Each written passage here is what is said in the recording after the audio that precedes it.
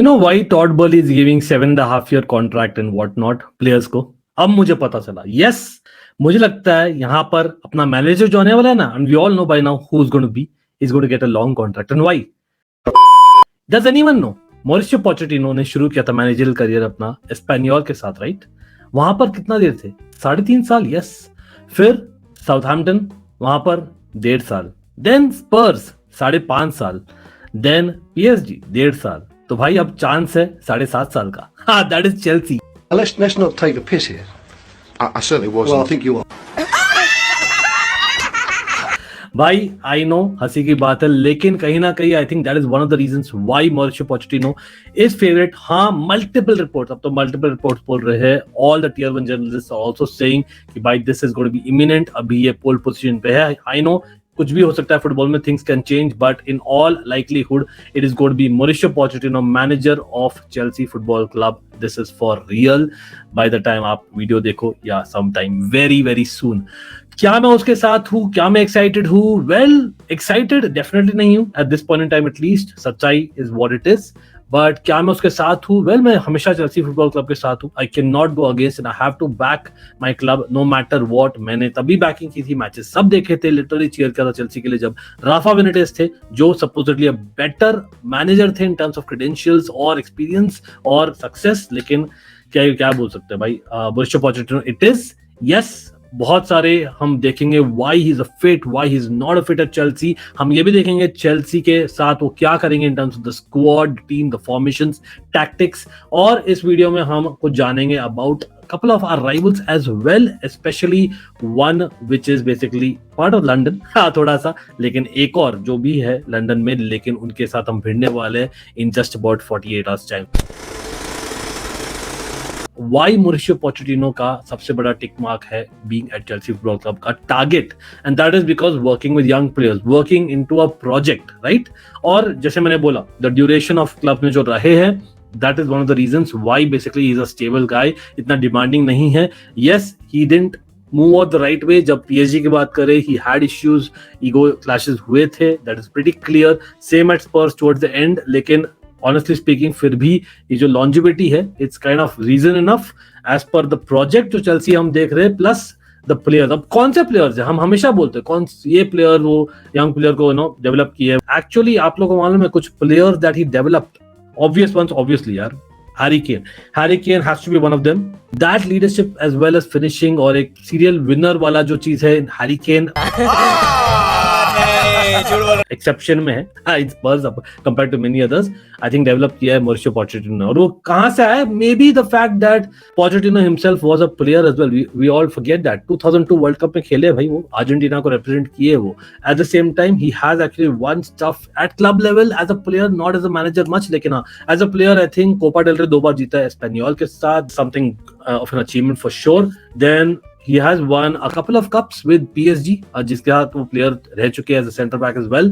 And in Argentina, I think उन्होंने जीता है 2 leagues. So I think कहीं ना कहीं you have to give him credit that okay fine, he has a winning mentality from then on. Plus the fact that as a manager, चलो with Spurs वो runners up रहे with the Champions League as well as the League Cup 2015 में versus Mourinho, हमें याद है वो एकदम.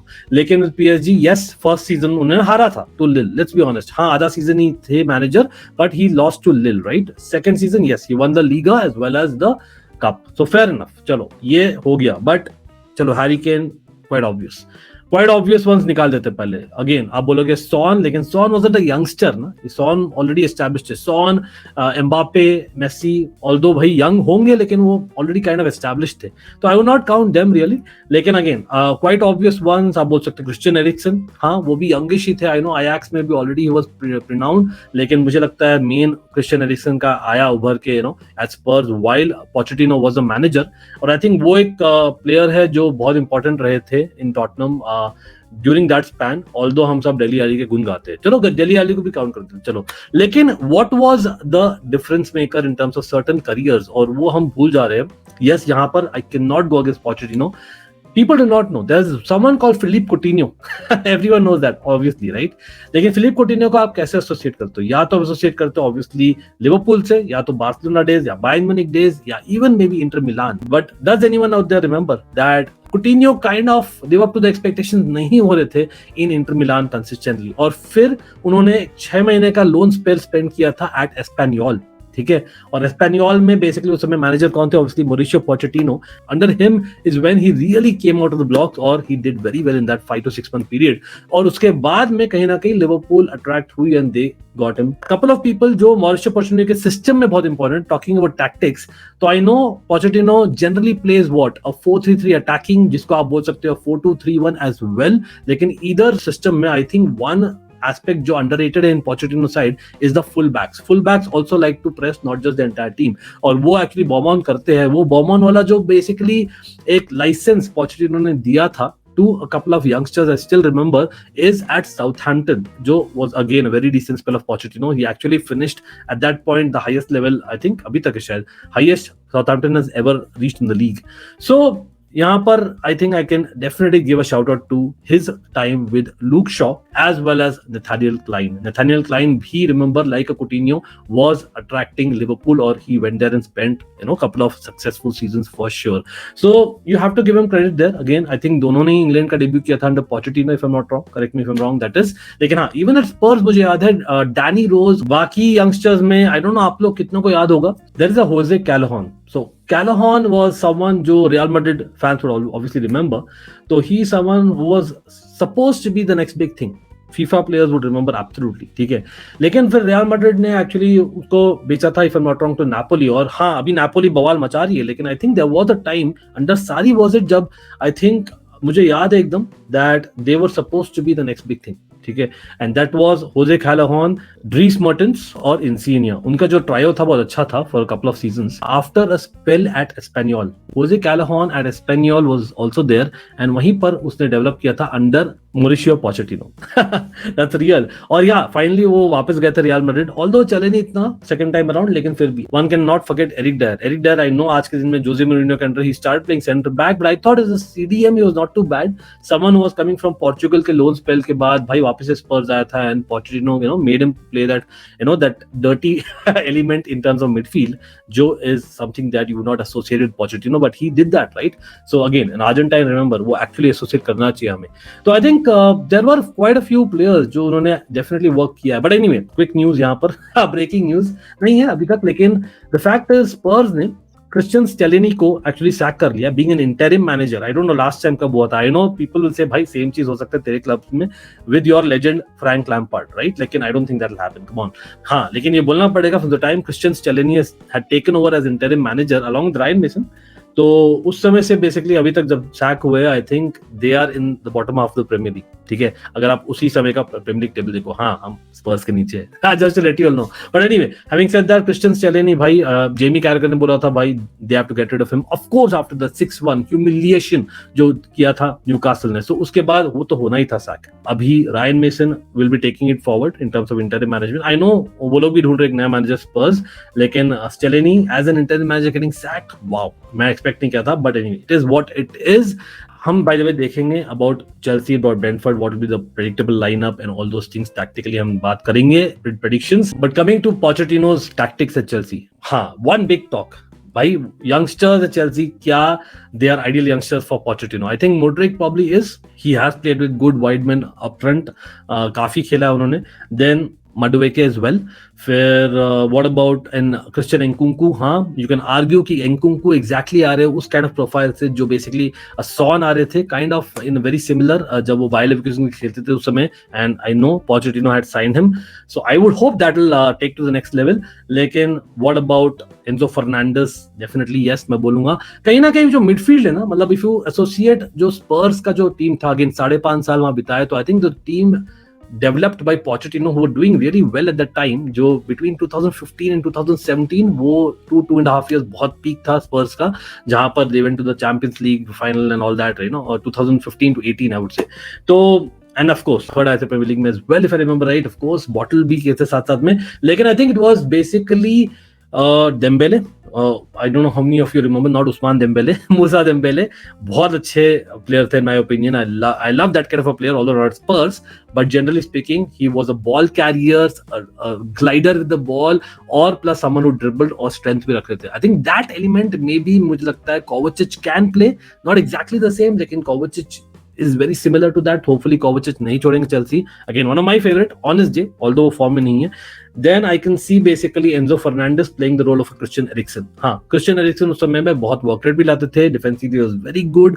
Now that he's, you know, after injury and whatnot हुआ था उनको Euros में, after that he's not that, you know, say work rate वाले, लेकिन फिर भी है enough. Plus someone who can pick a pass, और that is Enzo Fernandez for you. So I think वो दोनों तो kind of, you know, fit that bill. Dele Alli वाला जो रोल था वो I'm guessing and hoping कहीं ना कहीं रिपोर्ट्स आए थे दैट फ्राइडे को, नो कोइंसिडेंस, जब all of a sudden Pochettino went to pole position, साथ साथ में ये भी न्यूज़ आई थी कि यार Todd Boehly has actually had a personal meeting with Mason Mount. So can he be the guy? I think he can hopefully changes his mind. मैं अभी भी बोलता हूँ, यस फेलिक्स बहुत टैलेंटेड है, यस फेलिक्स के पास अलग स्किल्स है, but I think Mason Mount over Felix. अगर मुझे एक ही दो डिफरेंट प्लेयर एब्सोल्युटली, लेकिन आप अगर दो मुझे एक नंबर 8/नंबर 10 पोजीशन के लिए, I would still pick Mason Mount generally in the squad. अब हम डिबेट कर सकते हैं बेस्ड ऑन फॉर्म कौन 11 में रहे, that is what I would say. But again ये जो ट्रायो है ना बहुत इंपॉर्टेंट रहने वाला है मेरे लिए, अलॉन्ग द फुल बैक जो मैंने बोला, और वो तो चिलवेल और जेम्स है ही. तो आई डोंट थिंक एक बड़ा सरप्राइज होने वाला that what will go with under Pochettino. Centre backs I think clearly under him, I think जो पीक था स्पर्स का, they played Alderweireld और Vertonghen a lot. तो मुझे लगता है कहीं ना कहीं experience matters in centre back for him, plus one left footer centre back. That makes it ideal for Thiago Silva या स्लैश कुलीबाली, जो भी फिट हो, प्लस अ बाडियाशिल. हाँ, कुकुरेया भी यंग है by the way, hopefully he develops him, but not as starter. या pretty sure not as starter.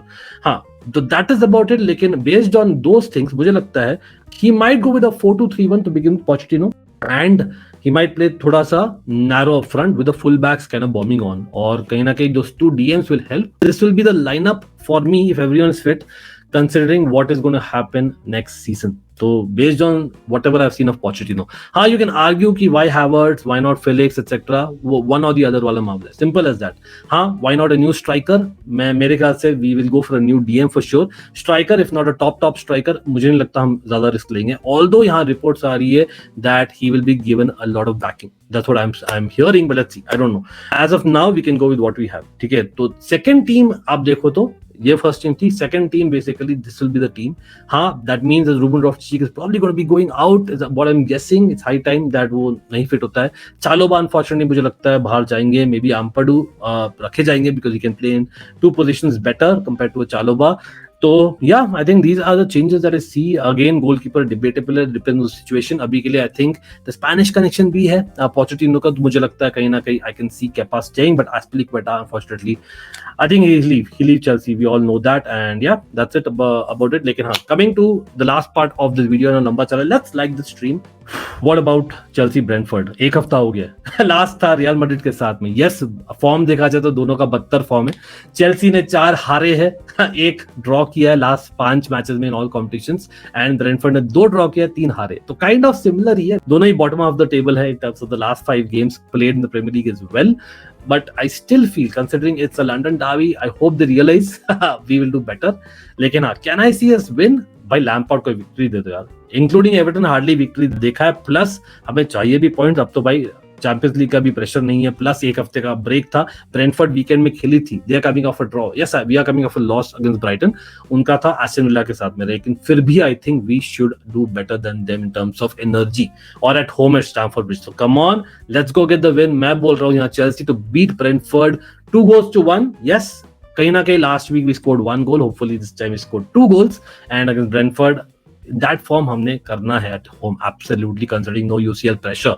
तो starting 11 मैं ये दे रहा हूँ. आप लोग बोलिए कुलीबाली अपरेंटली नहीं फिट है, तो I can see that he is not in squad. लेकिन अपार्ट फ्रॉम दैट मेरे ख्याल से यही शुरू करेंगे. कहीं ना कहीं there are reports also that Pochettino might watch this match from Stamford Bridge. So who knows, he might have a chat with Lampard, और इसलिए शायद इस फॉर्मेशन के साथ जा रहा हूँ.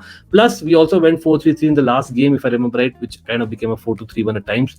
तो yeah, this is about it. आप लोग बोलिएगा आपका लाइनअप क्या होने वाला है चेल्सी वर्सेस ब्रेंटफोर्ड. अभी के लिए इतना ही. Much love. Always up the Chelsea no matter what, but always a fan channel for all to see. We'll be back with the big game of other leagues as well as EPL. Bye.